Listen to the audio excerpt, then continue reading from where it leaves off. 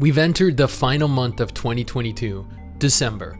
This is the last opportunity for companies to release an MMO, and is arguably one of the most important months of the year to garner an audience. People are on vacation, they're celebrating. But us MMO players, we're different. We're at home, we're alone, we're looking for something to play. And you know what?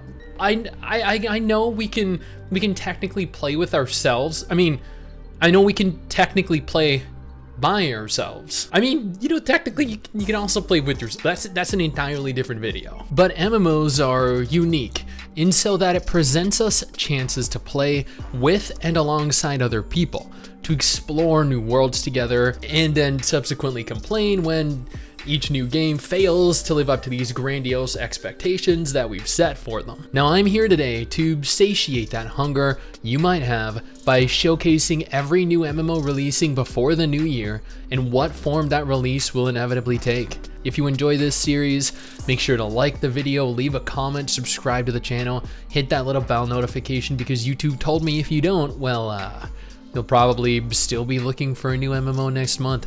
Oh, and make sure to check out the last episode in this series at the end of this video. Before we do discuss every new MMO release within December though, I want to take a moment here to quickly thank all of our incredible patrons over on Patreon. You guys are the equivalent of a mythic difficulty raid boss, and both Mrs. Sticks and I appreciate your support. Also, if you have a moment, follow Mrs. Sticks and I over on Twitter. Now let's jump in and see if we can't find something for all of us to waste time in this month. Let's start this off with Blue Protocol. First, because it is arguably the most important announcement made this entire year.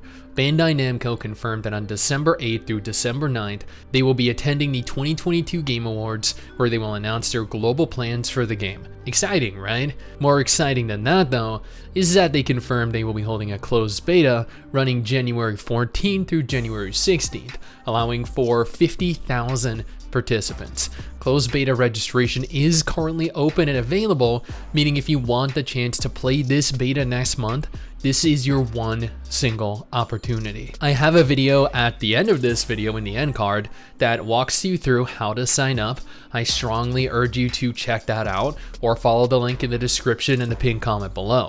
I'm aware this isn't technically a full release of the game, but it is the release of the pre-registration for their beta, so I feel like I should make certain that you're all actively aware that it is happening. Blue Protocol is an action combat anime MMO developed and published by Bandai Namco, one of the only true AAA budget MMOs released in years, releasing exclusively onto PC, with potential console plans down the line.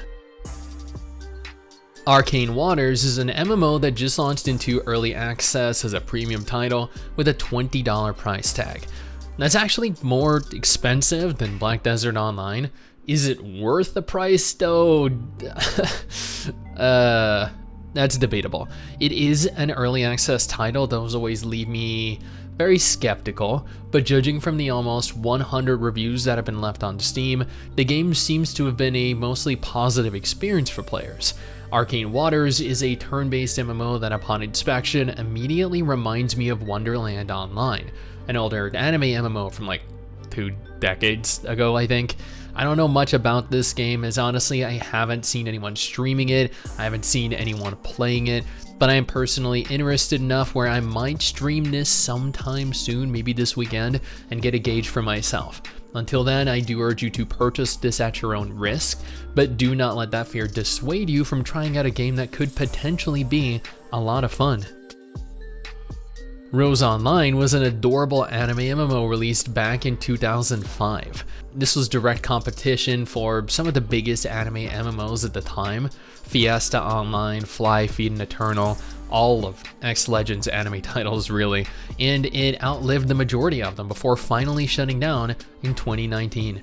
Gravity Interactive were the original developers of the game, but will not be publishing the re-release. Instead, the game has found a new publisher that plans on publishing the original version of the game and retain its free-to-play business model.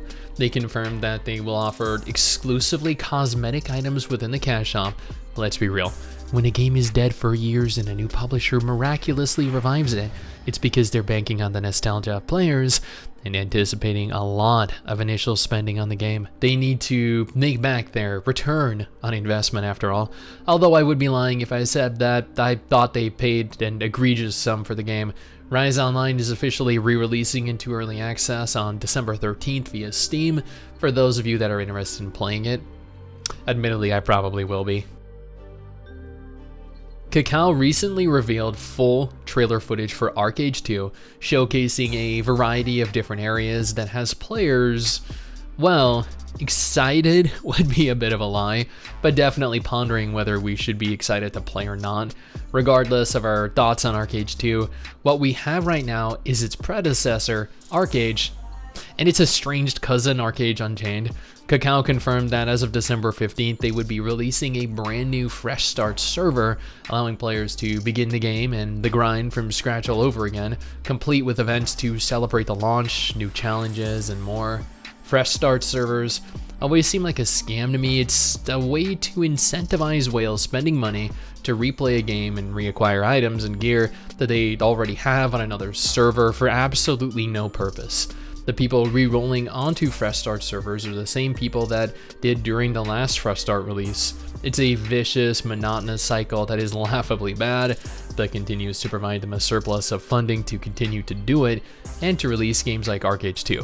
So if you're interested, I mean, here you go, I guess. I've been critical of the Bless brand for years now. Bless Online was crap and it scammed millions of dollars out of players.